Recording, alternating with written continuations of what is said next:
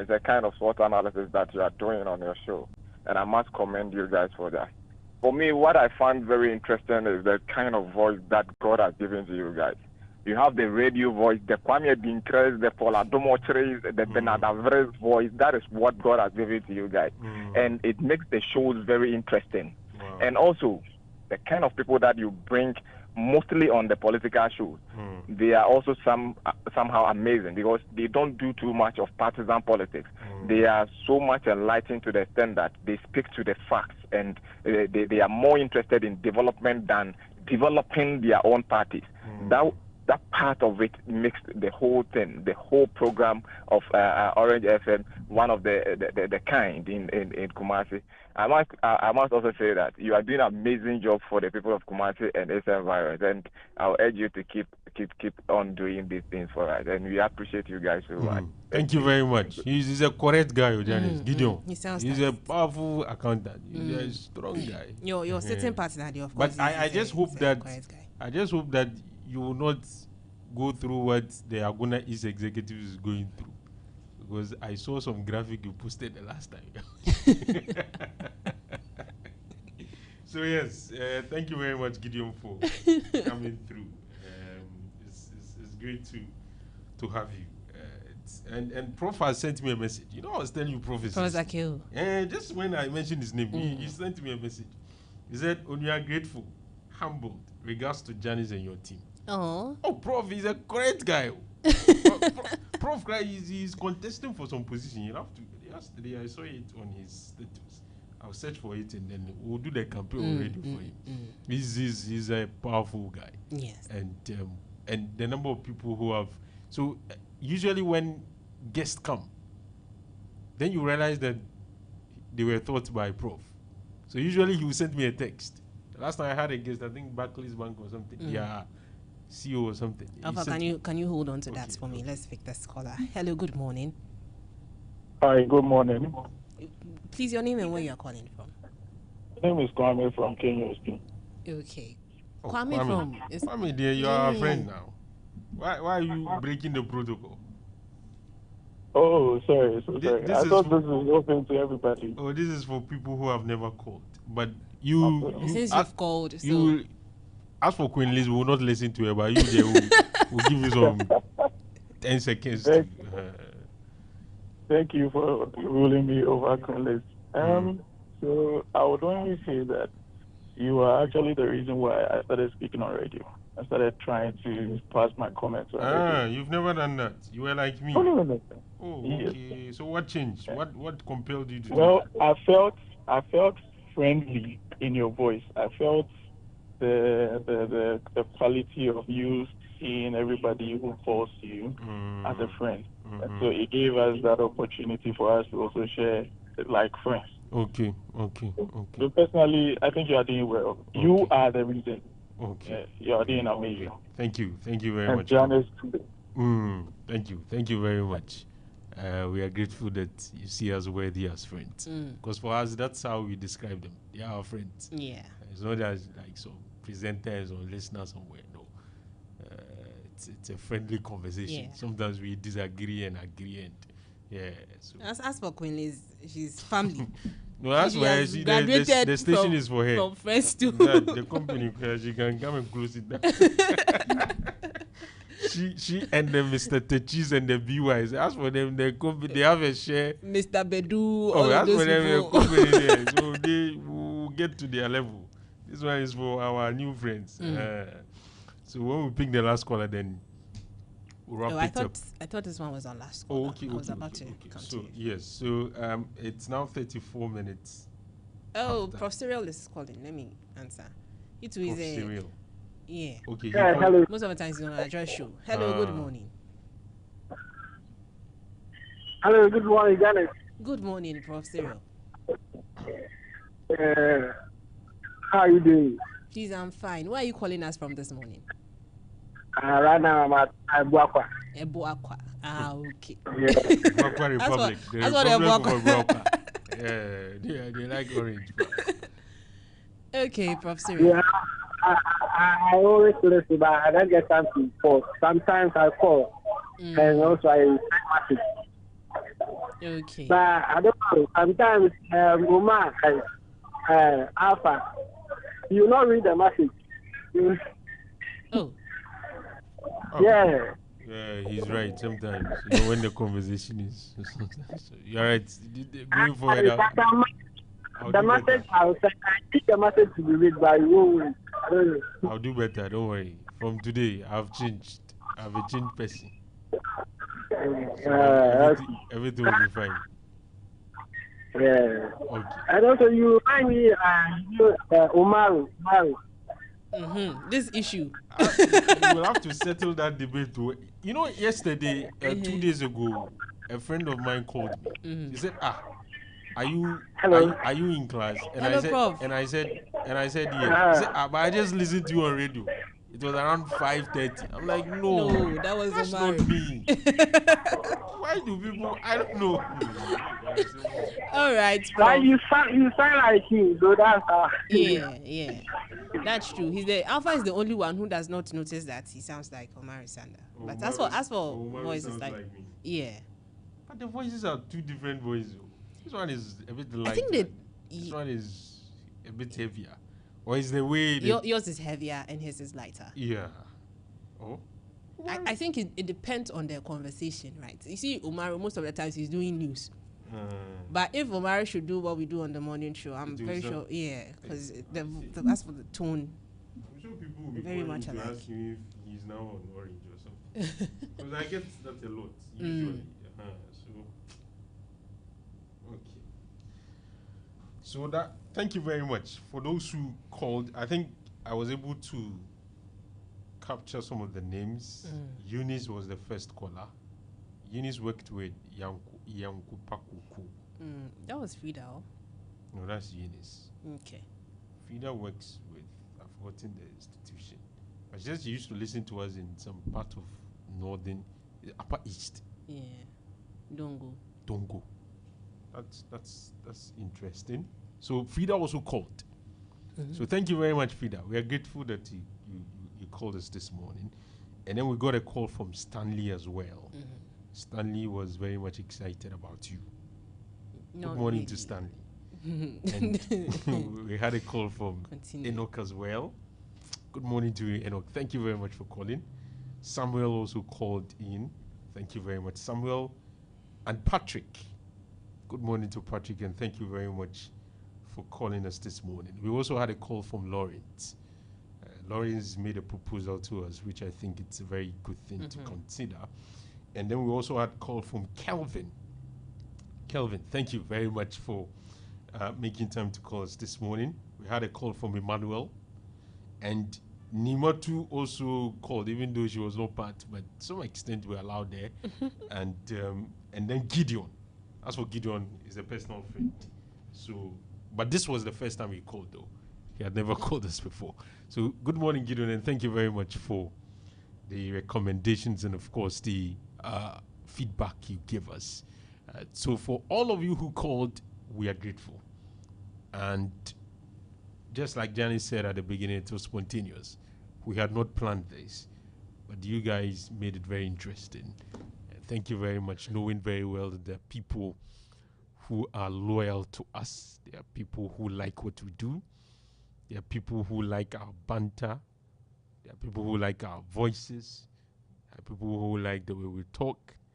There are people who like the way we fight.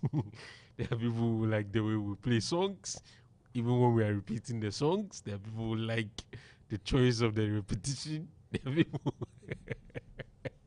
So thank you. We are grateful that you always find time to be with us on this blessed platform. Without you, we will cease to exist. There will be no Orange without you. You're the reason why we are here, and you're the reason why we are employed. So we are grateful that you always make time to listen to us. Janice, that will be the end for this particular segment. But then this morning, there are a lot of issues to talk about. Okay. And there's something bothering my mind this morning. Please tell me. It has got to do with funerals. You know, tomorrow there will be funerals. I'm tempted to ask this question. The way that we, why, the way that we attach so much seriousness to funeral in this country. I'm asking the question if it is the way to go, or we need to take a second look at it.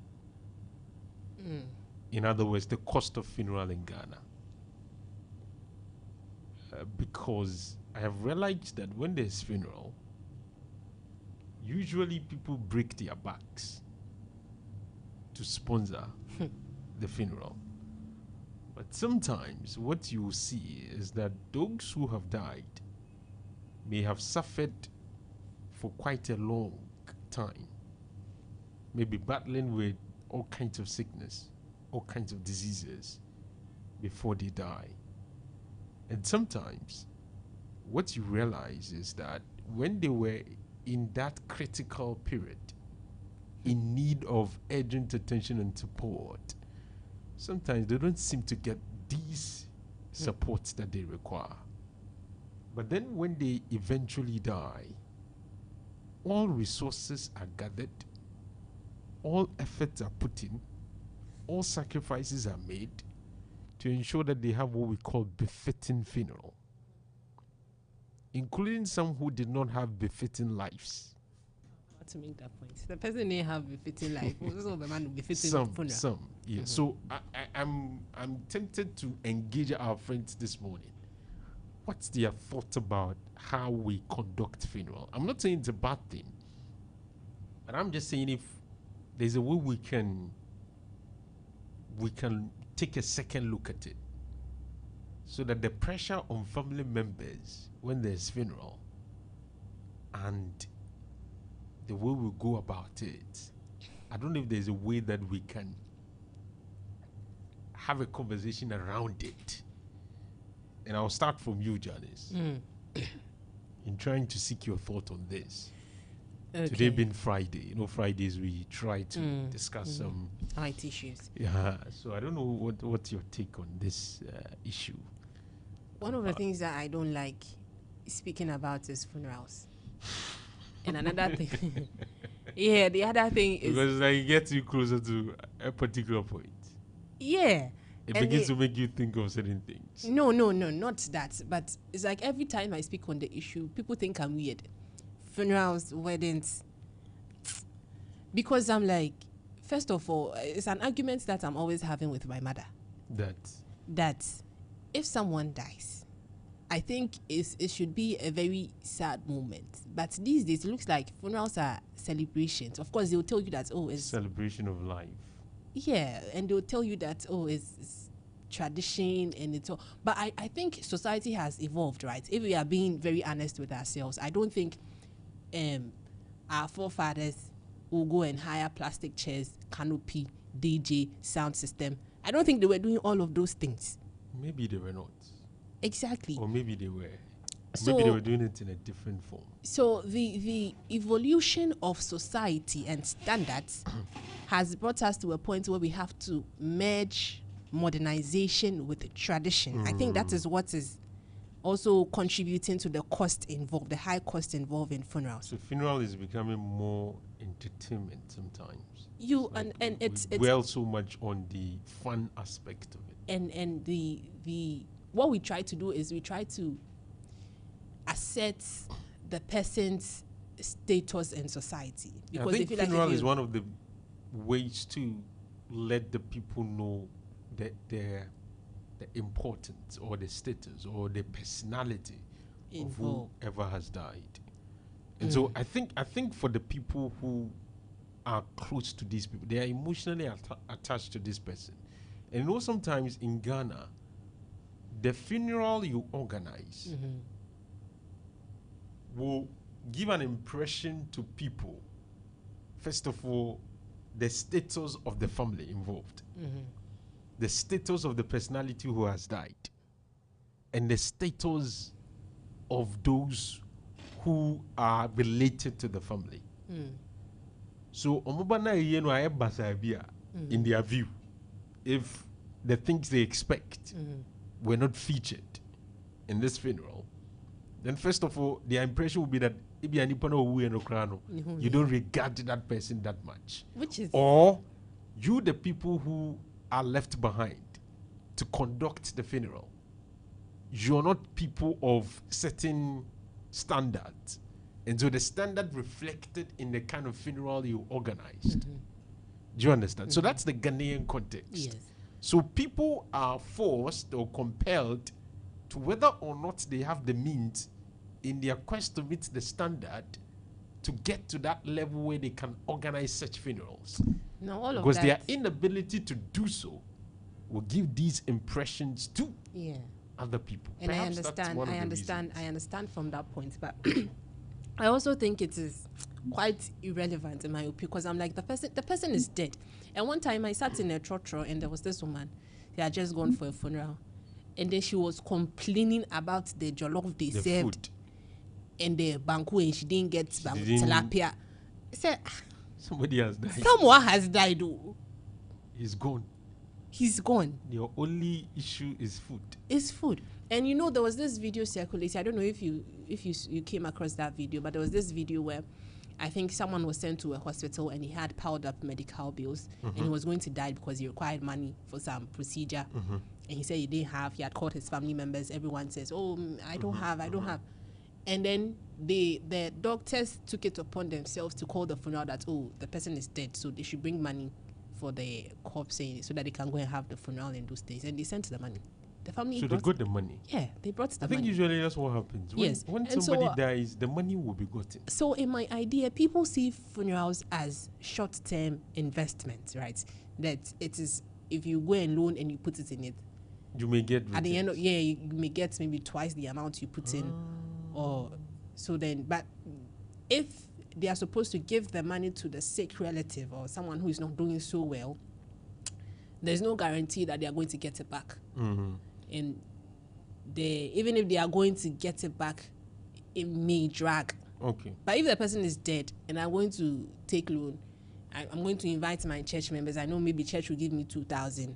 I'm going to invite my fan club people. I know they'll give me 5,000. Maybe the person has life insurance. So he's done his budgeting in his head. You understand that maybe he was a good Was person, part was of- doing well for himself. He managed to buy some 2 plots of land. The family will go and share. I'll get my portion.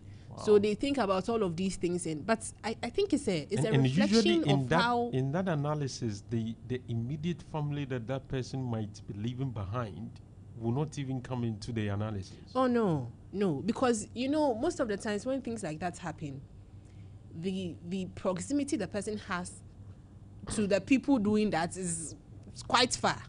But they So are the the people ones who are intimate with the person, they'll be solemn because they are feeling their loss. they are feeling, because they know what it means or what it will mean for their lives going forward. But what some penny somewhere is thinking about is okay. This is a yaba. What's the cost? What's the financial benefits? What are the opportunities? They say, saying you being free. Who are the ones supposed to sponsor? Exactly. I'm not saying all of those things are bad, but I'm saying that they are bad. if care is not taken, the more we emphasize on those aspects, it will make us lose sight of the sanctity of funerals and what funerals are supposed to mean.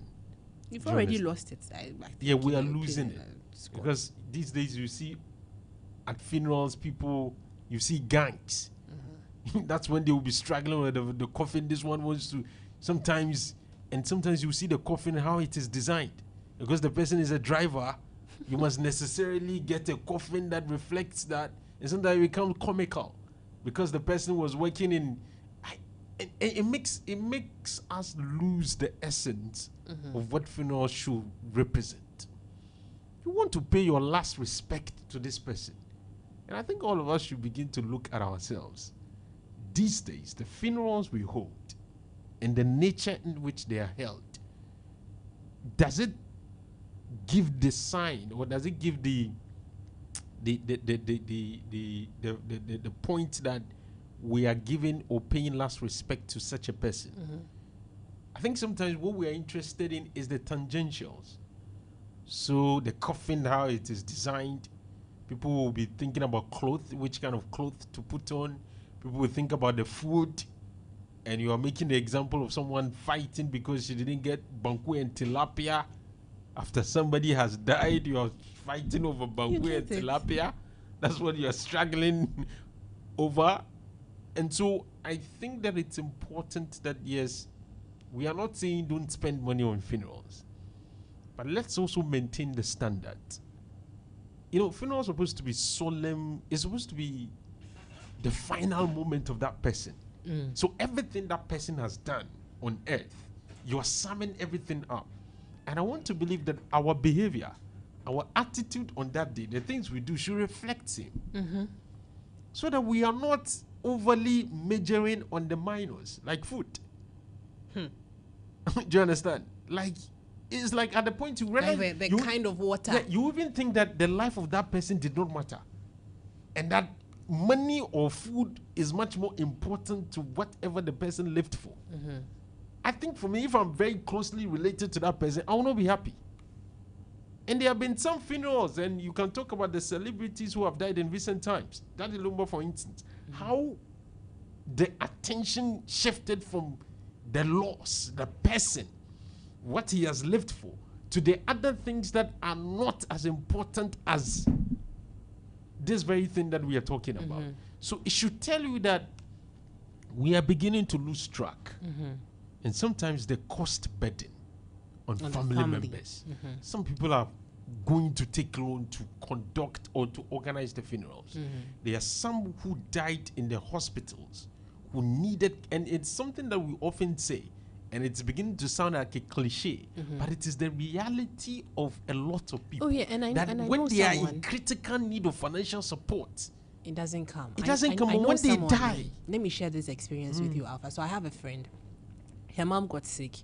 She was bedridden for several years, and she was the only one taking care of the mother. And she lost her mom. So obviously, when you lose you have to call the other relatives. And all of these people, they knew the woman was sick. They knew her daughter.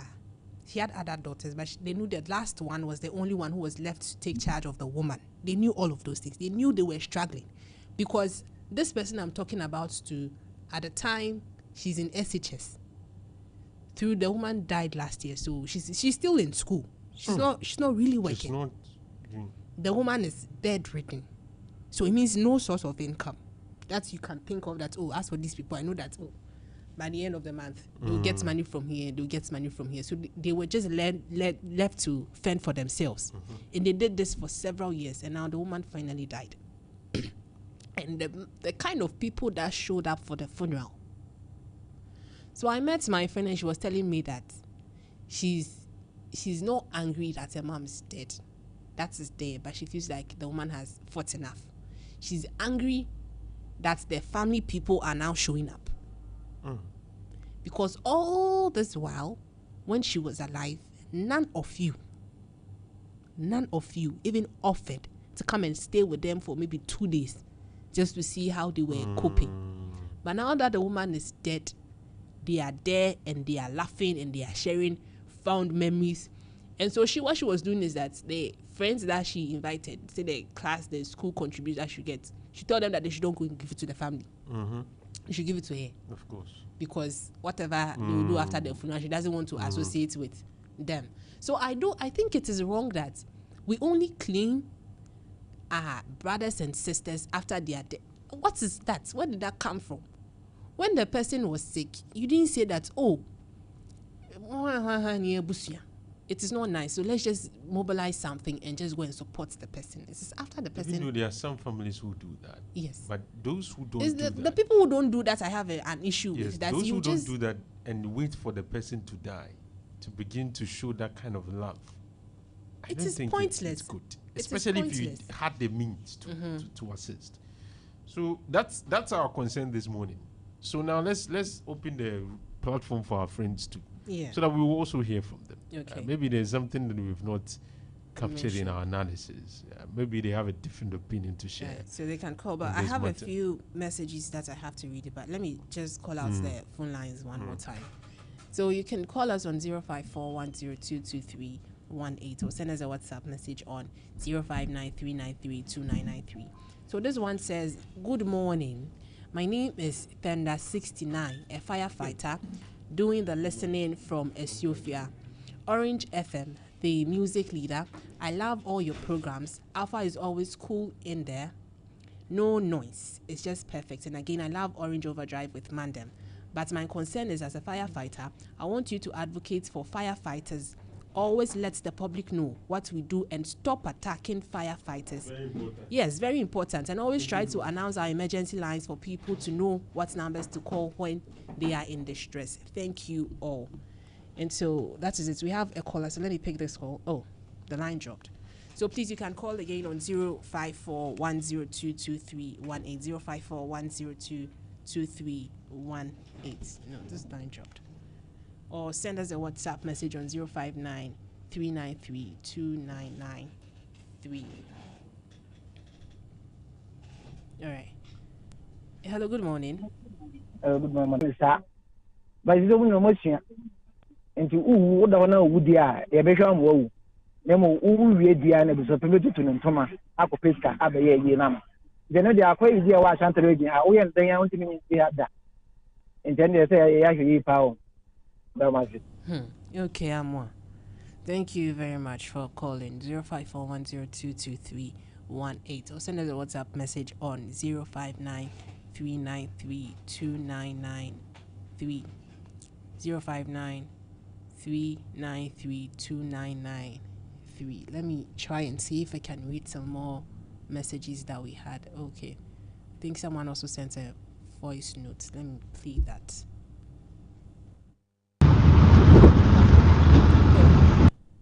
Please try and send that again, because I think we didn't really get your voice. And so Quinlan said I should ask you, Alpha, what has she done to you to deserve this kind of treatment from you? Allah is watching you. You are allowed for Cyril to talk for long. Quinlan, don't mind Alpha. But as for you, we are here with you always, so we know you. Anyway. So I think we should go for a quick breather so that Alpha can continue with the conversation in studio. Let's take this quick message. Let's go for a quick commercial break. We'll be right back.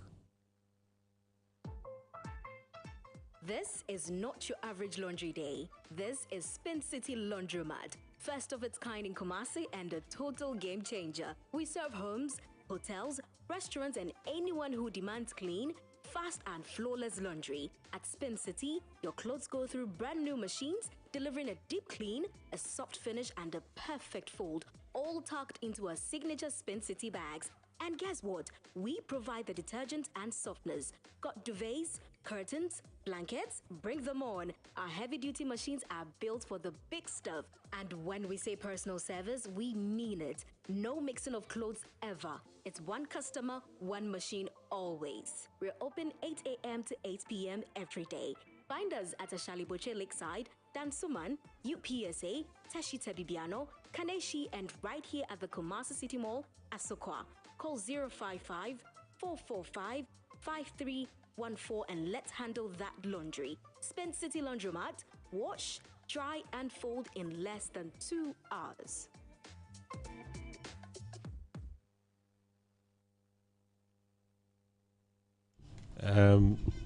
You're welcome back. It's exactly 9. Joseph Apentin is our guest this morning. He's a member of the NDC's communications team. Later, Gabi will be joining us, also a member of the MPP's communications team. But let's start with Joe. Good morning. Good morning, bro. I want to believe everything is fine.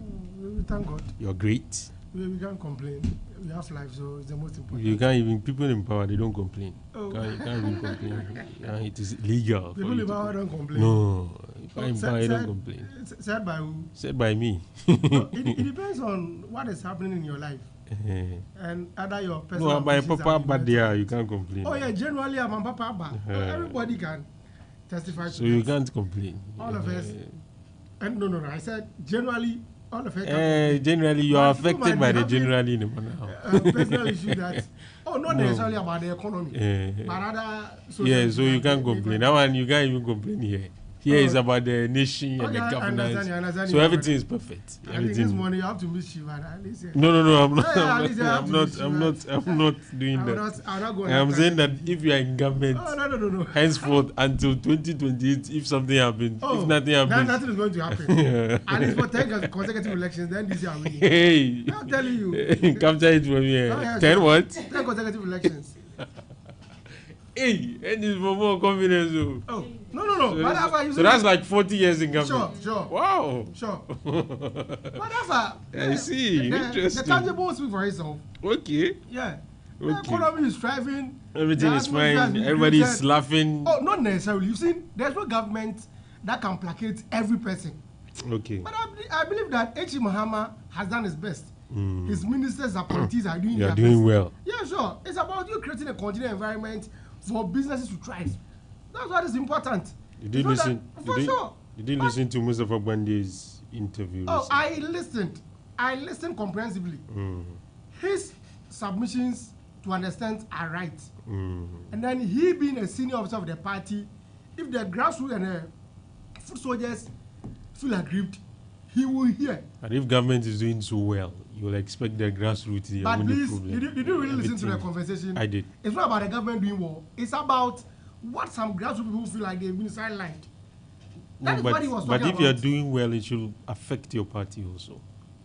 So please, Alfa, you see, whatever is happening in the nation should affect your party members. Okay, you see, once that people identify with a political party, the perception out there is when the party assumes political authority, the person must highly benefit. So tangibly, sorry, there might be some things that they want to see.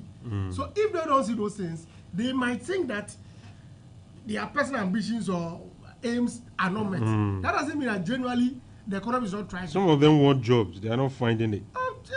They should take their time. Everybody will get whatever is so some of them are not benefiting from the Abampapa syndrome. Oh no! Like last 2 weeks, we discussed this matter when you brought up the EPA and the NADMO issues. Yeah. I'm telling you, government is a continuity. It's a progressive government. At this material moment, and at an instance, government cannot resolve everybody's problems. It will take time.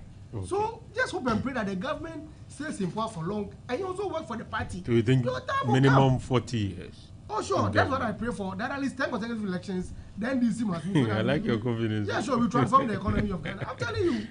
Oh, wait, I don't know what I'm talking of. It's 4 minutes after 9. Let's start our conversation, Joe. The recent arrest that we've seen, Abronye remanded somebody arrested because he posted a signpost with the inscription "Dooms on his back," and some others. There are those who look at it, they look at the charges and say, "This is not what we expect from a tolerant government." It looks as if freedom of speech is under threat. The culture of silence has been reintroduced by the current administration. A lot of legal luminaries have had cause to criticize what's happening. As a party person, are you in support of these arrests, or you're also not very much in support? Thank you very much, and my regards to you and your team of producers. And then let me extend regards to Comrade Emmanuel Akaminta, an aspiring national youth organizer, aspirant, and yesterday for the group program that they did at Unimac in Accra, the University for Media and then Communication Studies. They had a program there that he was a guest. We thank the students and then for the invitation and the words that he gave to the students. And also to Mr. Jachi Supremo, who's an Ashanti regional youth. Oh, yeah, he's my buddy. Yeah, sure. But he has not. Yeah. He's a brother. He's a brother. Good morning to him. Yeah, sure. This morning we've been spoke before. I said, almost every day we speak. Okay. At least I'm an integral member of the campaign team. So good morning to him wherever that he finds himself. You see, in Alfa,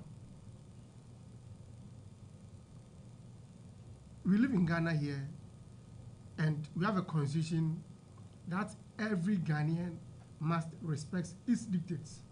That's bottom line. There is no person, no matter your status, irrespective of your social clout, who is above the laws of Ghana. But I think these MPP people, desperation is causing them to undertake all of these. And today we will sit here and do an analysis and we do comparison. We do what happened under the item as against what is happening here. You had a chance to govern for 8 years. This Dumso matter that you are talking of, there were instances that your energy minister, Ghanaians called on him. That means energy minister, please give us a load management schedule so as we can plan our lives accordingly. He told them that they should go and bring out their own timetable if they think there is Dumso. But there wasn't anybody who went around creating images of Dumso is back. Look at what has happened to Mr. Kwame Bafo-Abonye. You said how on earth? And at times too, if these people claim that their party are full of intellectuals, then they must come again. Because it seems in Ghana here, almost the people who suffer math diarrhea, as I put it, they come from the MPP. Look at Mr. Kennedy Japon, a whole member of parliament could insult. Look at Chama Untumi, could insult and degrade Mr. President Mahama as if he's his peer. And look at Kwame Bafo-Abonye. This man will still sit in the studio and I take a podcast and insult people. You see, continually it's becoming unbecoming. So there is nobody who will tell me that there is culture of silence being introduced. Except that you tell me that the person was arrested arbitrarily. The person was arrested and no charge was pressed against the person. Every single person who has been arrested, they've been caused for his arrest. And so, may I say something here? Nobody can tell me that there is culture of silence. No. Alfa, you've been here working ever since the NDC assumed the reins of government. Have you ever been called? No. Because you work in accordance with the ethics of your profession, being factual and evidence-based, and being decorous and circumspect in your utterances. That is what we entreat everybody to do. There's nobody who is above the law. So please, the time that they had, the free prayer that they had, when their government was in power, so they could hide behind it to insult people is over. Any person who undertakes anything that is against the laws of Ghana, that person will be called and arrested. Yesterday they said there is one person, something, Yami, somewhere in the Eastern region. He made very denigrating remarks. He was called to the National Police Headquarters. Later he was transferred to the Greater Accra Regional Police Headquarters. The Greater Accra Regional Police Command. And there's one guy, he's called Coker or whoever. Look at the way that guy could stand in front of a senior police officer and issue threats to him that when my party comes to power. And I want to tell him, that guy, as long as he lives, the LPP will never come to power as he's alive. We can tell him that. So even if he will live 2 million years, he will never see the LPP coming back to power. Why do you have courage in making that pronouncement? You see, because, my friend, what sort of arrogance is that? This is hubris. Like, but you stand in front of a police officer they feel and tell them that one day, no. They feel attacked. You see? They feel that what you give, what you dish out, you don't seem to be able to take it. It's because that the insults, their excesses have been tolerated for far too long. They think that the insults from who? From your officers or your party supporters. My party supporters or party officers. Yes. They insulted who? The president, his ministers, insulted president, judges. Who insulted Mr. Akufo-Addo? When President Akufo-Addo was the president of the Republic of Ghana, no member of your party insulted him. That I don't recall. Okay, there were even people who wished him, who wished death on him. Oh, wow. You never heard that. There were people who wished Mr. Akufo-Addo died. Yes. Oh, wow. There were people who described him as behaving as a spoiled brat, as a lot of no. You see, very if somebody funny describes descriptions. Mr. Akufo-Addo as a cornered person or somebody who has been spoiled, it depends on what he did. It's not insulting. To me, it's not insulting. It depends. Okay. It's in context. Okay. It depends on what you did. Okay. And you see, actions only beget reactions. And there are people so even. Now, if you've done nothing wrong, nobody will express. Okay. Such So what they feel is that what you give to them, the insult you give to the president, his ministers, his members of the government, little. And these ones they say they are just even talking about Dumso. Some of them flyers with Dumso, and that's it. You can't even take it. The flyers we did about them being enablers of LGBTQ. When they do same to you, you can't take it. It's like you're too intolerant as a government. You're arresting everybody for making comments. It's too below the belt. No, first it is. Nobody stopped any MPP person from arresting any NDC officer then who had flouted any law. Did you stop them? Freedom of speech should not be curtailed. Freedom of speech should be goes protected. with responsibilities, and I believe in that. It goes with responsibilities. If you claim that you have freedom of speech, it also goes with responsibilities. You must be responsible in your utterances. So if somebody describes Mr. Akufo-Addo as a spoiled child, excuse my language this morning, if somebody insulted a minister, at that material moment, there were laws that we could have stood on to arrest the NDC officers. If you didn't, and somebody has come and is arresting you, that doesn't mean the person is What do you think is wrong with the guy who posted the signed post about Dumso is back? Why do you think he must be arrested for that? One thing is, first thing is, you've seen the MPP, they have a pension for celebrating national setbacks. And all of us are here. There were instances when fuel prices dropped. When credit was being given to the H. Mahama government, they told us that it's the world market prices that have caused it. They were quick to come and tell us that. But you've seen, whenever there's any national setbacks, then now you know that the MPP, they are sadists. Almost every time they want to gloat about happenings in this country. Of what essence will you come and post that there is Dumso back? Should that cause it doesn't lie in your mouth to tell us that there is Dumso. No, but if somebody the appropriate authority will give us a load of money. If somebody is experiencing erratic power supply, it's not Dumso. If somebody is experiencing erratic power supply, and he chooses to describe that as Dumso, and on that basis write on Facebook or wherever that Dumso is back, why do you arrest such a person for this? I have lived in Ghana here. I'm in my mid-30s. I have never, ever since that I've grown to know myself. There have never been a year where we've experienced uninterrupted power supply. Has it ever happened in Ghana before? But when it happened and people said Dumso was back. No, has it ever happened before? Nobody was arrested. Why do you arrest somebody because he thinks Dumso is back? My brother. Has it ever happened that we experienced a whole year of uninterrupted power supply? Granted, I'm saying it doesn't happen. I'm saying that you disagree with his description or stance to the effect that Dumso is back. That's well understood. But I'm saying that to take it a notch higher, to cause the arrest of a fellow Ghanaian because he has posted a signed post with the inscription Dumso is back, that's too extreme. Last week I sat here and I told you is the intent behind whatever that he posted. What was he wanting to achieve? To announce that Dumso is back. And is it a person to announce? You've seen Alfa. He wants to announce to why? That you are dignifying this. No, I'm not dignifying it. I'm who first of all doesn't work with ZRA, ECG, NETCO, or the Ministry of Energy. Yeah. And it's the person who must announce whether Dumso is back. No. But what is wrong with that? Right authorities, if there is Dumso back, they will not shy away. Should we arrest the person because of that? Steps or measures to address the Dumso. Should we be arresting people because of that?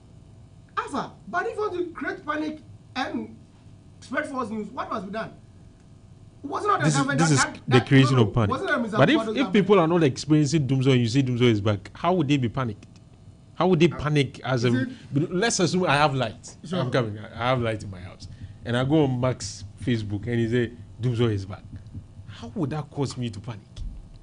It will not, but somebody it might. And so because it will cause panic for somebody. But that person should. He is spreading false information.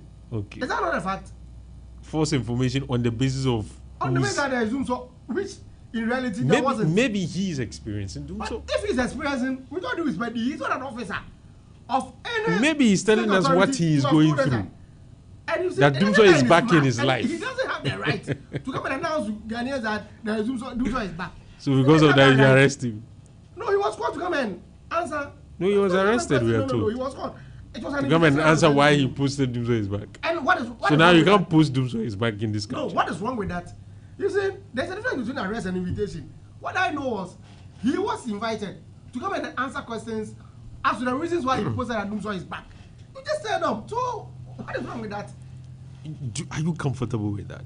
I'm more than comfortable. It's okay. Yeah, I'm more than comfortable. We should arrest people on that basis. I'm more than comfortable. You see, tomorrow when MPP comes to power. God forbid it. When MPP comes to power. God forbid it. Never. let me make the statement now. When MPP comes to power, and we get periods of Dumso, and let's say an NDC member post on his Facebook, Dumzo is back, you'll be happy if that person is arrested?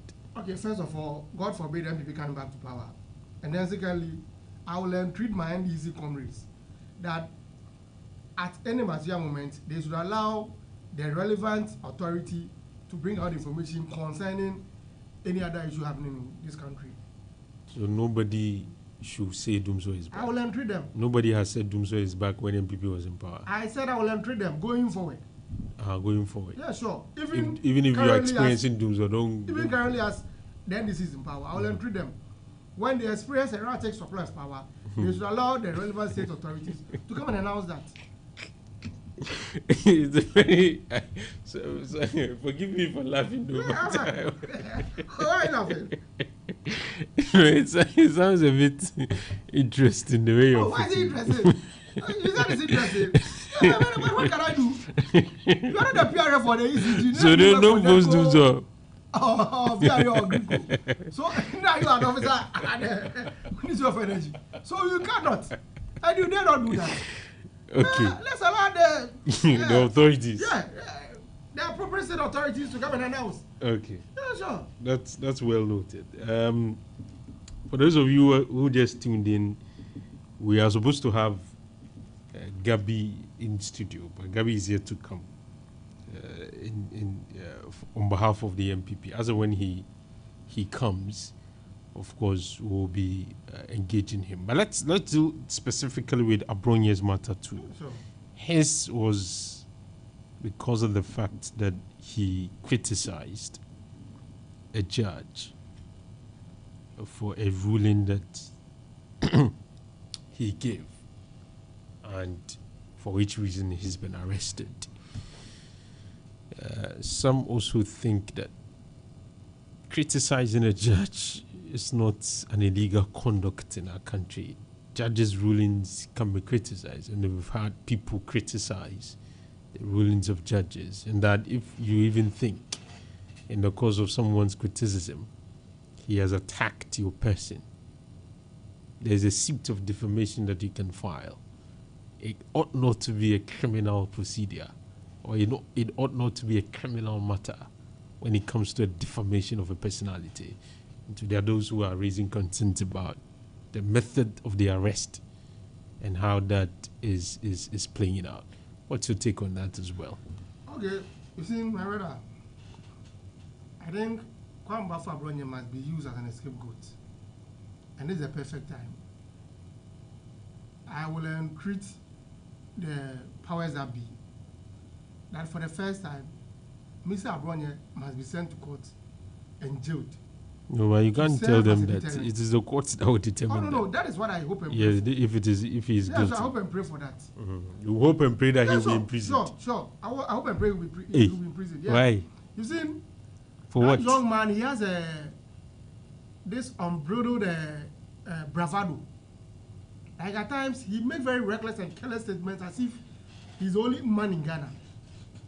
And like what I said earlier, he has this penchant for needless insults. A judge gives a ruling on a matter against an MPP communicator. The judge has every right to have given that ruling. You don't criticize the judge constructively using any laws. Yet, you will sit on a podcast and per your own intuition and feelings, you start insulting the judge. The languages that he used against the judge, they were insults. You don't smoke screen criticisms to insult a judge. What did the judge do wrong? If someone insults someone and the person feels, of course, insulted, do you think the right forum will be to have the police go arrest the person? He was invited. The police made a formal complaint and then he was invited. Okay. And when invited, it was a court of competent jurisdiction that remanded him, right? And it lies within the purview of the court to remand him. Okay. And he's been remanded. So I hope and pray that 2 weeks time, 29, when he goes to the court, the matter will be heard and a judgment will be pronounced. Because we have to nip this in the bud. It's becoming one too many. the MPP and their surrogates, they have the pension for those needless insults. Are these things you've never done before as a party? Didn't your members insult people? Sure. The last time even the CJ, the NDC, some NDC communicators made the regretful remarks against a former Chief Justice. They went to jail for that. And there were petitions signed but if not for that, no, sure. To get them removed. The fact is, they were incarcerated. Okay. They were incarcerated. And then later a petition went around and then a presidential pardon or parole was given them. So please, I hope and pray that the same thing happens to Mr. Kwambafa Abronye. Because I've seen many times when I chance upon reels of his podcast on Facebook, I really don't know the substance of what he wants to communicate, except insults. Like, the insults are one too many. They are one too many. Why do you have issues with insults? No, you see. If your members were also seen insulting people. And you see, nobody stopped them. Nobody stopped them from arresting or inviting any NDC member. Okay, so what you're saying, the fact that MPP failed to arrest them doesn't mean... Sure. Oh, okay. But if you do something contrary to the laws, and then somebody looked on consent, you will not look. Sure. And then you'll be hauled to the court to go and answer. Okay. Nobody stopped them. Or did somebody stop them from? Nobody stopped them. Okay. And that is why I said I will entreat my fellow comrades that in our language and our utterances, we must be dangerous and circumspect. So as we don't go overboard to insulting people. You have a podcast. What did the judge do? Just give me, read statutes. You claim that you are learned. You give me statutes and the constitutional process, which says that what the judge did was wrong. You never did that. Okay. The only thing you will sit in the comfort of that your onya whatever is to go and just attack the judge incessantly, just making derogatory remarks about the judge. What did the judge do wrong? You could also tell us. So please, today me sitting here, it's my hope and prayer that at least Mr. Kwambafa Abronye will be incarcerated to serve as a deterrent. So you're praying that he will be imprisoned. Yes, sir. I think to serve as a deterrent. You're hoping that he will be imprisoned. Many MPP communicators who sit on radio and the only thing they know is insults. You've seen the expression is causing them to do all this. But something that desperation is on your side. It's like you're desperate in keeping the MPP silent. It's like you are scared of their voices, and so you are doing everything possible to get them to keep quiet. You see. That's why you're arresting almost everybody. For 8 years. What were your matrices and indicators? Inflation, you failed. Public debt, debt to GDP, almost everything, almost every single economic indicator, you failed woefully. A party gave them better options, they gave them the opportunity, and every single economic indicator that the NDC inherited are better than what they came to inherit. The economy is being run better than what was previously. So what are we desperate of? Their desperation is, and is the example that you keep on giving me. The NDC did it in the past, so we're also doing the same. But that thing must change because H. Mahama promised a reset. At what point must it change? No, why didn't it change then? Why didn't it change then? He promised a reset. Okay. And resetting means almost every facet of the economy will be reset. But why is it that it's only MPP only MPP people being arrested? NDC people are speaking. Are some of them not making everybody is speaking truth in the NDC? No, it's not about truth. Nobody has told. Insults. It's about insults. So nobody is insulting from the NDC. Just give me one NDC member and that is the NDC government. Nobody from the NDC has insulted anyone. Give me one. Okay. Give me one person. Alpha, I'm here. Give me one person. I've not heard any MPP person. Sorry, any NDC person insulting anyone. Okay. You see, Alpha, and even if the person insults you, you can sue the person. Or you can see the person. Shouldn't that same thing apply in this context? No, you see, those are private matters. But these ones too are private matters. No, you see, the judge is a public officer. Okay. And the office that he holds, he is there dispensing justice for all of us. So any attack on him is an attack on the republic. Okay. That is it. Because you insult me, I'm a citizen. Which status provide for that? Because you were challenging the MPP to provide status in there. I don't know which status says if you attack a judge, even if you are not statutes providing them explicitly by convention, that is what it means. Okay. You can't, Alpha, let us all be frank. You can insult an individual and go scot-free. But once you insult a judge, it's something that the Republic will come after. I don't know which law says insulting a judge or attacking or criticizing a judge is. You see, I've not seen. Maybe I don't know. Don't decorate it. Mr. Abonye was insulting the judge. How did he? Which words? But the language that I've not heard. I've not heard. You've not heard it. Yes. The language that he used in I describing didn't the hear. I didn't hear. To be honest with you, I didn't. Oh wow! If somebody says that a judge is wearing the cap of the NDC, what does that mean? How is that an insult? If a you think judge who must be a political. He thinks that you're doing the bidding of the NDC. How is that an insult? It's a criticism. To me, it's an insult. So then you want to compare a judge to. If a party said Supreme Court bench is unanimous 11, is that criticism or insult? That's criticism. But if a person said you are wearing the cap of an NDC, you see, Alfa, they are two things here. That's an insult. Some words are we can use euphemism and then dysphemism. Okay. There are some words that you can use them mildly. In order for you to attack the judges, if you describe them as unanimous, it's like no, it's not a good word, but to an extent, it's a bit mild. But for you to describe a judge as wearing the cap of the NDC, you make the judge one political and partisan. Maybe he thinks the ruling was political in nature. The ruling, and does it lie in the mouth of Abonye to tell us which ruling is political and which He's a Ghanaian, he can express an opinion. So you can express an opinion devoid of all these innuendos and insinuations and insults. What's the standard of measuring a statement to categorize it either under criticism or insult? Because we need to have standards. The Constitution says before you punish somebody. You see, generally all of us here, we have senses and brains. Okay. And all of us, what is good we know, what is bad we know. I've just sat here to describe to you. There are words, some are euphemism, some are dysphemism. You can use them mildly. And then there are those that you can use them plainly to insult.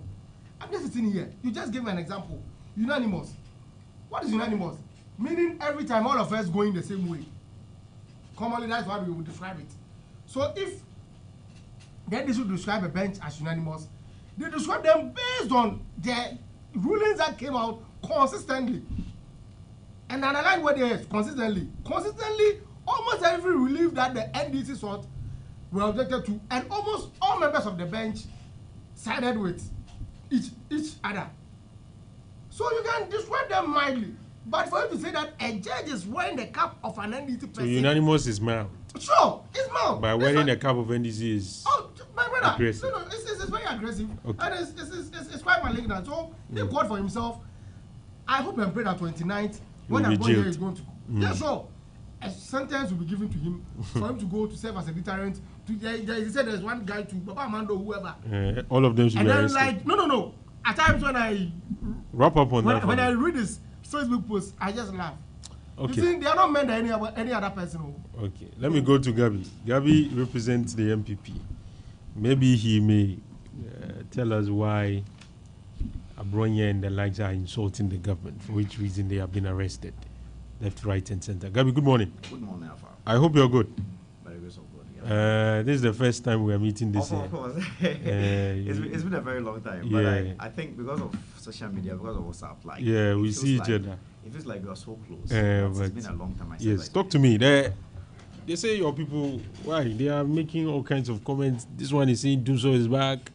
This one is posting this. This one is insulting the judge.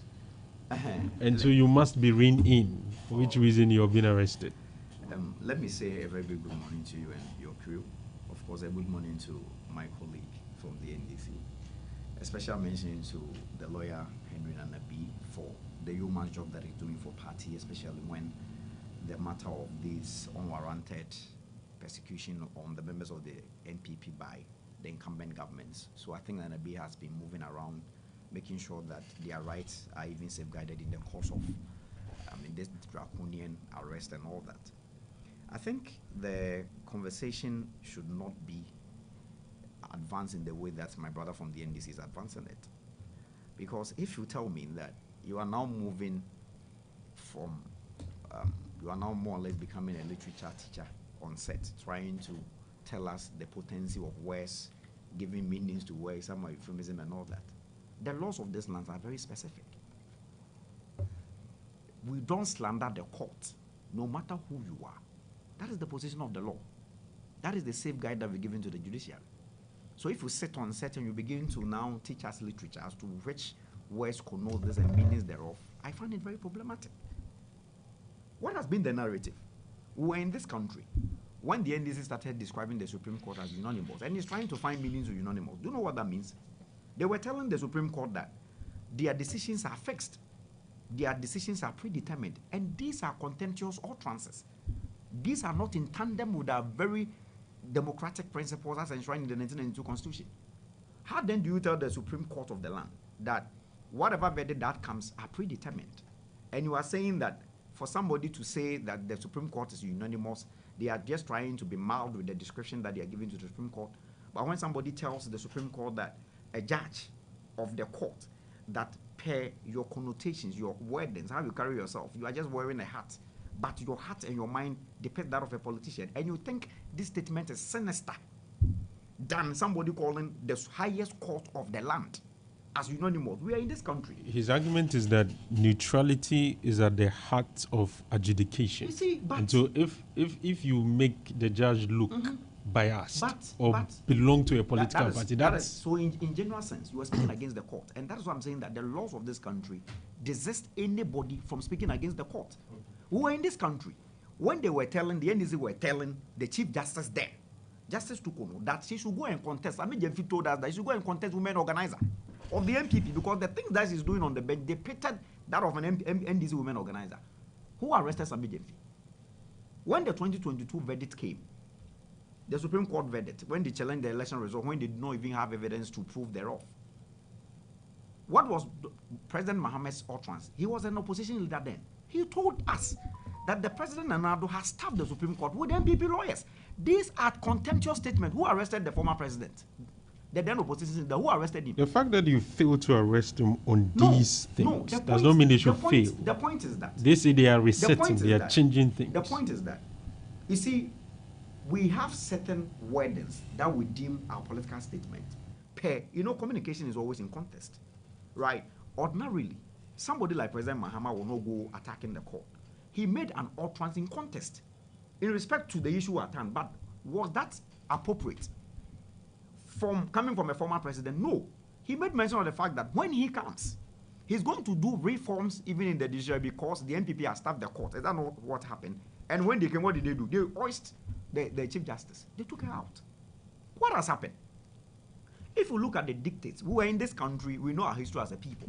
How military junta malign our governance. Somebody will go for, let's go into military democratic rule. Somebody will hoist through coup d'etat and all that. 92, we decided that as a people, we want to adopt onto us democratic tenets.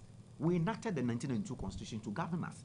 And as part of the constitutional dictates, Article 21, Clause 1A, is very explicit that freedom of speech is guaranteed alongside the freedom of media. And why? You see, on July 2007, 2001, when President Kufuor was in governance, they realized that the provisions of the Criminal Libel Act was in contravention with that dictate, because media freedom was not guaranteed. And so President Kufuor repealed the Criminal Libel Law to give more room for journalists to be bold and put government to accountability. But what is the NDC showing us? Anybody who has an opposition view is now being hoisted and tackled draconianly. I am not saying that citizens should go and break the laws of the state. I'm not saying that. And I'm not saying that when a citizen breaks the law shouldn't take it recourse. I am not saying that. But the point is that even when there is a breach of the rules or the laws of this land, there are procedural dictates, there are procedural law, how such individuals are even handled. What happened in Daniel Sando's case is unthinkable. Somebody puts out a message out there and say, the president is the custodian of Dumso. Dumso is back. How sinister is this utterance in respect to our democratic governance? It's publishing false news. What is false news about this? Causing fear and panic. Is Dumso not back? Dumso is back. Is Dumso not back? We were in this country where we were told that the power outages, the Dumso is as a result of transformer replacement and all that. It's a lie from the pit of hell. We've now ascertained that the government is even unable to pay for crude and gas to power our thermal plant. It's on record. Joint News documentary exposed the government that our thermal plants are producing below capacity. If you combine all the thermal plants in isolation, they're supposed to give us 2551 megawatt, 2551 megawatt. And as I speak to you, they are giving us about 1669 megawatt. And so we are in deficit. So generation capacity is problematic. I am telling the authority, the problems of Doomsor is very technical. It has nothing to do with what John Singapore is telling us. And if the young man tells you that Doomsor is back, is Doomsor not back? If at the end of the day, prior to the 2024 elections, the NDC was able to play to the religious inclination of this country, telling them what? Telling Ghanaians that, you know what? For we, the NDC, we will take away the burden and your cry in respect to LGBTQ plus, because we are more holier than the Pope. We will enact laws that will take away these laws and then take away this burden from society so that we will criminalize the act. When the bill was given to Akufo-Addo, he didn't assent it, and for us, we have the goodwill. You tap into this, got electoral fortunes from it. You come into government, you are now subjected to your own words even in opposition. We tell the president, just let your people put forth another bill in respect to the same matter and assent it. Make it a law. What did the president say? This is not a matter of priority. Hey, but this is what you told the people. This is what you told. You said for now. For now. Where for now means? Serious developmental if you knew that there are more pressing issues and more demanding concerns of the Ghanaian citizen, why will you rake in electoral fortunes from the same narrative? You come and we subject you to the same sword, your own word in the president. Find ways and assent the laws.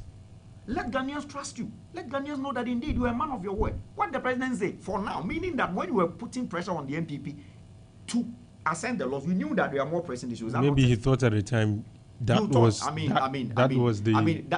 the period to do that. That is cheap politics. That is cheap politicking.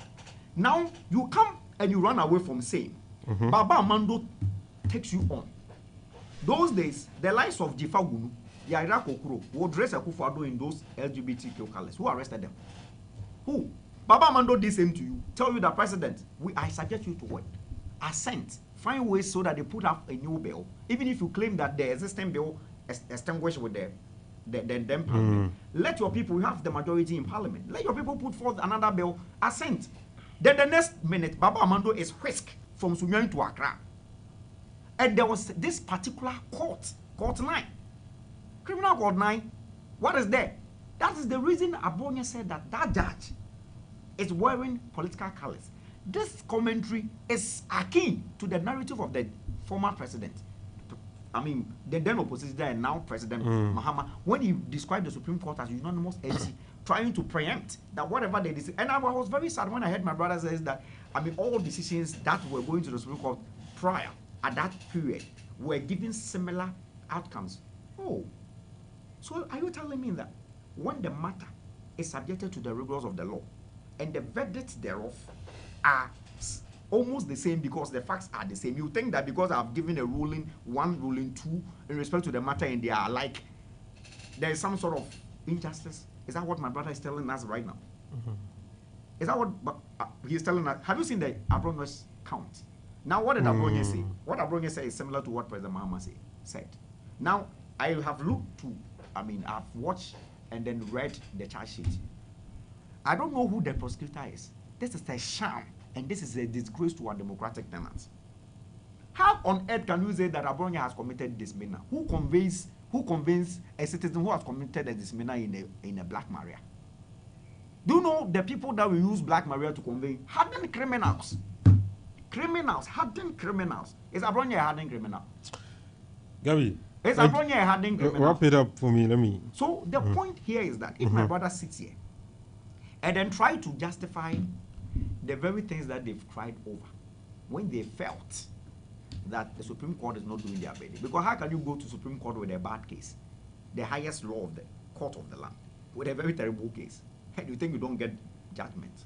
And so for that reason, the Supreme Court is biased. There was a ruling that Okujeto got. At that point, did they tell us that the court is staffed with MPP judges? And so the point I'm making is that we are not going to allow the NDC gagas. Our freedom of speech is guaranteed, even per Article 21(1)(a) of the 1992 Constitution.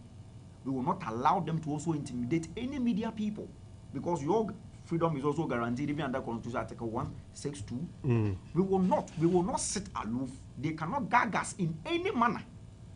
Do so. You see, when you say somebody is spreading misinformation, the antidote is the truth. And of course, we can all ascertain that Dumso is back. No two ways about that. We can also ascertain that the president is shying away from the very narrative of the LGBTQ plus conversation.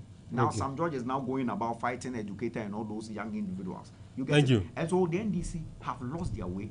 They will want to gag us, and we will not allow them gag us. Thank you very much. That's Gabby making a submission. It's 41 minutes after 9. We just have 15 minutes to end the show. So what I'll do is that I'll give Joe 7 minutes to deal with his rebuttals, and if he's interested in the Mustafa Gbande conversation about what Mustafa Gbande has. He said so many things. I don't know which angle you want to pick it from, whether from the grassroots, from what is happening to Joseph Yamin, from what's happening to the government because of the internal race or internal maneuverings here and there. Joe, in the next 7 minutes, let's say. Okay, thank you very much, my brother. Let me start from where my brother just ended. He gave an analogy that the consistent unanimous rulings from the Supreme Court were based on one, the legal arguments, the evidence, and the position of the law. They influenced the decision that the judges brought out. But in that Abonye's case, it was something different. It's the same manner. It's the same evidence that was put before the judge as against the legal arguments that made him incarcerate the person that Abonye later thought that the judge wore the cap of the NDC. But you've seen, one thing is, he mentions Miss Justice Tukono. Myself here, I'm the most happiest person ever since that she was removed from office. And I'll give you 2 instances. You've seen Alfa, this country, let us be fair to each other. Justice Tukono, once that she assumed the role as a Chief Justice, every decision that she took it in the interest of the MPP. And I'm giving you 2. In the interest of the MPP. Yes. I'm telling you. No, and I'm ever ready. Once that I'm sued, I will hire a lawyer and they go defend my case. Because first thing is, there was an instance where the Electoral Commission wanted to conduct some registration exercises. They restricted the exercises to the offices against the LI. The NDC, through our Director of Legal now, the Chief Executive Officer for the MPA, Lawyer Dujita Maklu, filed a suit there. When they filed a suit, the Chief Justice knew the date that the exercise would have ended. The first hearing of the suit was after the date that the EC said that they were going to end the program. So please, who in their right senses would do this to a suit? That I filed a suit at the court. The program that I want to injunct is fixed. There's a day that the program is going to end. Yet, you want the first hearing of that matter is after that the exercise that I want to injunct is done. Who in their right senses will do this? The next thing is Mr. Afenyomakin. In the issue of, I think, the courts of Ghana, never ever has somebody in the morning filed a suit at the Supreme Court, and within an hour, a jury has been empaneled and judgment given in favor of Mr. Afenyomakin. So please, if you do this, you are a political judge. So Mr. Tabi Jamfi has every right to tell you that go contest as a national women's organizer for the MPP. And her removal went through due process, except that they tell me that there was a scintilla of evidence portraying that something was done outside the confines of the law. None. Everything went through due process, and the woman was removed. Mr. Mahama, President Mahama, we all knew the stance of the NDC, our national chairman, Mr. Shedin Ketia, against Ms. Jemensa. But a petition was filed. Due process was followed. The Chief Justice now, Justice Bafuboni, told us that prima facie wasn't established. Is the woman removed? No. Has the matter not been thrown out? The matter was thrown out. Alfa, didn't you hear? You've heard it. That there is a new petition. No, please. The first petition has been dealt with. I don't have a problem. As long as she's a public officer, countless petitions can fly in. But the first one that came, it was settled that prima facie wasn't established, and the lady is still in office. This is what we call of a president who, though through a political party, became president, but is acting apolitical. So nobody can sit here and then make references of the Chief Justice, the embattled Chief Justice, Justice Tokono. He mentions of the party, the government unable to purchase LCO or gas to power the plants. Please, this is never true. If you listen to Mr. Mr. John Jinapo, when he came to Kumasi, he explained. When he met the ECG managers, he explained to them, we all know the reason. We have enough power that they generate. Nobody can tell me that there is a deficit in power generation. It's not true. The matter has to do with the transformers that the laws have to be fixed on. And then with the lights on, those transformers cannot be worked on. So the only thing is, there will be a period of a ratchet of flow of power so as the transformers will be worked on. This is the formal explanation that has been given.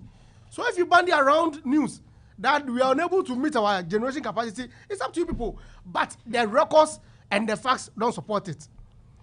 He mentions of who Nanabi and then Justin Kodia. They are busy gallivanting because they want you people to vote for them again. That is the only basis. That is why Justin Kodia almost every other day.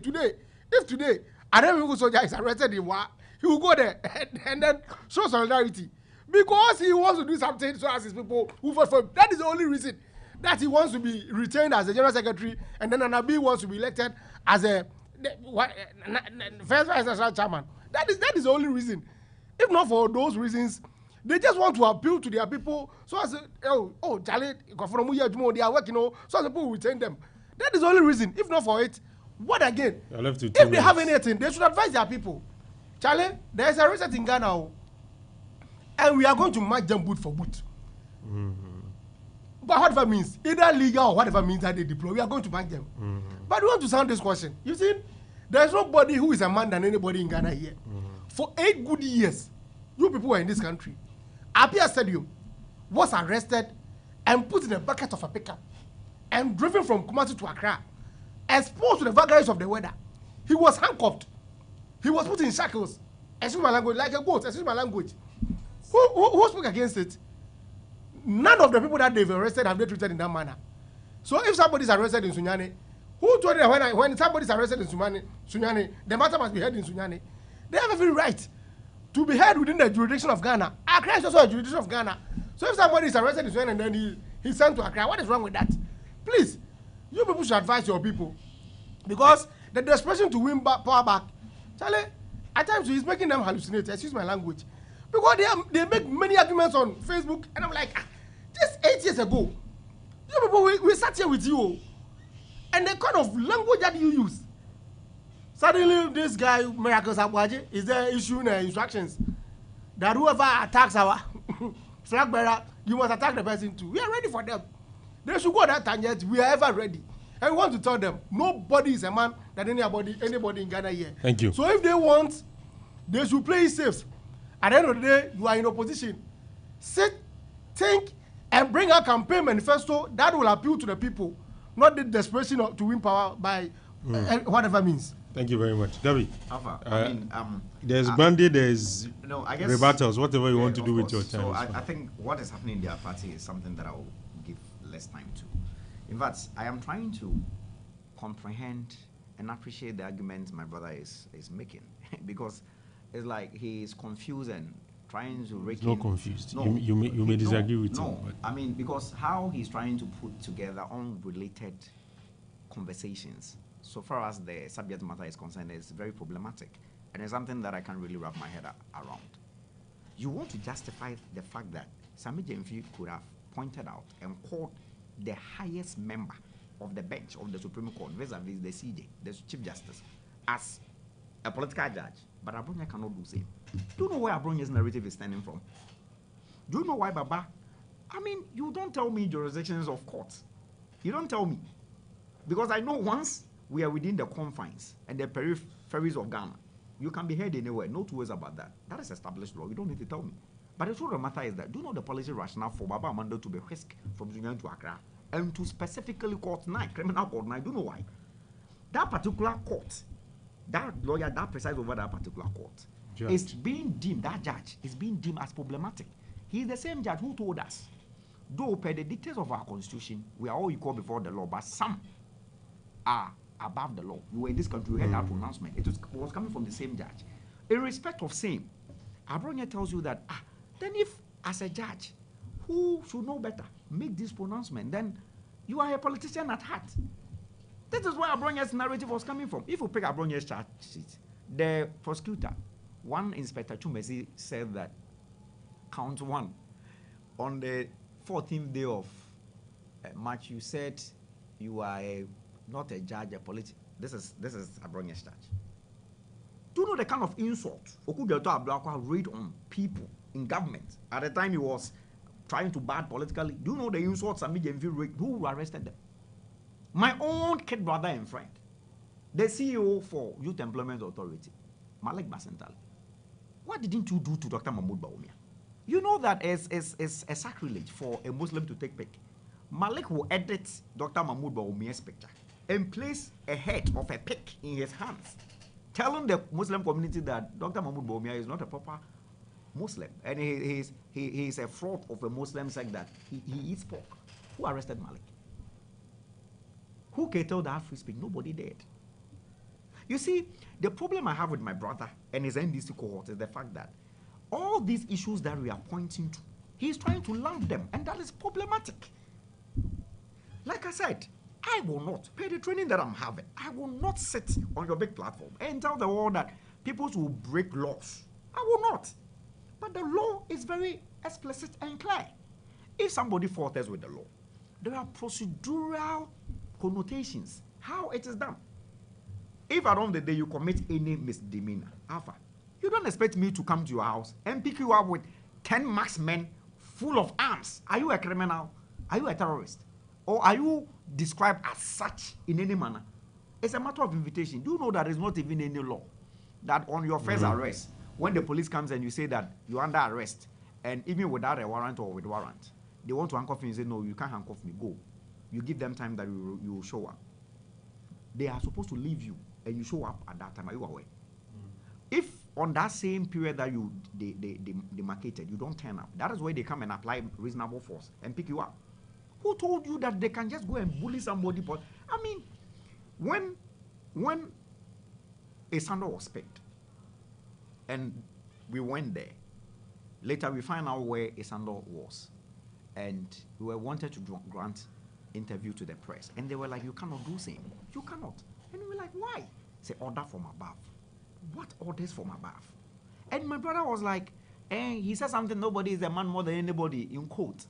Of course, nobody is disputing that. We all know your roots. Your party came out of revolution and bloodshed. So when it comes to, being unruly and being chaotic, it is your DNA. Nobody is disputing that. In fact, it's not an attribute that we're going to fight you guys over. But I'm telling you in authority, once our rights are enshrined in the Constitution, that gives same powers to the president. Alpha, I tell you in authority, we will not allow this bunch of NDC leadership, we will not allow any intimidation whatsoever, because there was a reason why help us to resist oppressors' rule is part of our anthem. There is a reason that particular line is part of our anthem. And in this instance, the NDC, they are being oppressors, and we are going to mark them boot for boot, said that they will stop, and they cannot intimidate us in any manner. To their issues running through their party, I can only pity the young NDC folks. And in fact, let me say thank you to Mustafa Bande. Sometimes in power, you need people like that. Of course. You see, I don't know, this one is more of a general political issues. So I think politicians should learn from this. You cannot cause young individuals to do your bidding, at the end of the day you neglect them. You can't do that. But will I blame Mustafa Bande? No, I will blame the president. Why? Because he had deceived the young people of this country. How did you? They told us that they are bringing something we have never seen before. Some of us felt like that policy is an ad hoc and an adversarial policy. You cannot run that policy as a spear policy or the foundational policy vis-a-vis 24-hour economy. That sham of a campaign message, fueled by the song Nasi made for them, people danced to it, and now they are even struggling to even understand what it's about. That is what the hopes of those NDC young individuals and the greater Ghanaian youth fell for. No wonder the president stood on podium and lied, stood on the floor of parliament and lied about giving the young individuals job within the first quarter to the third quarter of 2025, about 1 million jobs, when the Ghana Statistical Service came to refute that the jobs that have been created within that period is only 330,000. Because the NDC young individuals, Mustafa Bande is fighting for them because the 133 shift is a scam. It's a horse. It is not true. There's something they cannot do. So they bank faith on that, and now all that they are demanding are jobs. And now there are no jobs for these individuals. And so Mustafa Bande felt like there is a disconnect between these appointees. Of course, you told us you give us jobs. And now what is even the unemployment rate in this country? If you compare the unemployment rate within the last quarter of 2024 to what they are showing us now, there are no variants. There are no substantive variants. Look at the narrative of their job creation. So if you're an NDC youth and you are disappointed, your disappointment is justified because your member of parliament, Sosu Xavier, told you to go into Indomie making. No wonder. We were here around 2015-16. We heard the narrative from Rashid Bebo telling graduates that they should go for a break and then go for a grass, feed kettles, and then fed themselves. These were the narrative when it comes to their job creation. And so if for a moment you fell for the sham and scam of a policy they threw in the air, there is consequences to every decision. So what you are going through, I am not happy because to not be able to be feeding yourself is a problem, not to getting basic needs for yourself is a problem, and you bank faith on your government to do same. And Mustafa is now the rebel rouser. He is now the champion trying to, and the president don't care. Thank you. The president don't care because Ashraf and let's leave it there. Farida, they are eating and they are well nourished. Thank so you. You people, according to them, you can go to hell. So you have to advise yourself going forward in 2028. Thank you very much. Let's leave it here. If I give you, I'll have to give you. You give me. 1 minute. I have a problem. Bawumia Onede is a foreign for Muslim, and I'm giving you this. You see, during the 2024 election campaign, he visited a shrine where liberation was poured. Oh, please. My brother. No. Gabby, let him finish. I'll give you 1 minute. I said Don't worry. you made money. I wasn't confident, but I kept quiet, please. Okay. So first thing is, it's public record. He went to a shrine, liberation was poured, and a fetish regalia was put around the neck. Is this person referring for Muslim? And he ends by saying that Sharaf and those are nourished. Yeah, they will continue to be nourished. The same thing happened with Jankroma. Those ladies who never in their lives have ever worked suddenly were able to establish restaurants at very affluent places. What contract did we give to Mr. Akufo-Addo's daughters? So please, Sharaf Mohammed, everybody knew, was into sports agency. It's public record. Before Mr. Baba became president, please relax. Jankroma that we know had never even sold a toffee. Suddenly, she was able to establish businesses. So please, Gabby, 1 minute. You see, Alpha, sometimes, like I'm trying to really wrap my head around what my brother is trying to tell our audience. Clearly, the NDC has lost it. You make these wild claims that Jankroma, who all her life had foreign education, worked. Jankroma is coming from my hometown. If he fails to know, the mother is from my hometown. The mother is from Asante-Mampo, my hometown. This is a girl that I know the family because our families are closed. Because my auntie married one of the Mampo chiefs, the paramount chief. And because of that, our families are close. And I know the lady and their background alongside the other sisters. And you sit, because of political expediency, to spill this gibberish, the fact that he's never sold a toffee before and when his father became. The point, if you really, like I said, communication is in contest. The point I want to make is that if the NDC is neglecting their base to the basic necessities or the necessaries of life, said that the Ashraf of a son up to the president can get certain monies to run certain boxing events and all that, and then Mustafa Bande is trying to put the plight of the ordinary NDC youth before the leadership of the party, and my brother sees that as a problem. I don't blame him because from all look of things, he's attached to some sort of power and he's enjoying. So sometimes I would even advise that you put those who are hungry on set so that they will be able to communicate their sentiment better. Thank you. To the leadership of the NDC. Than those who are satisfied. Thank you very much. It's exactly 10. We'll leave it here. We'll leave it here. You heard from Joe Apentin, he's a member of the NDC's communications team. Gabi is a member of the MPP's communications team. And I was here with Janice Opoku Ajiman. Mark, my name has been Alfa Ali. Have a very, very, very good morning.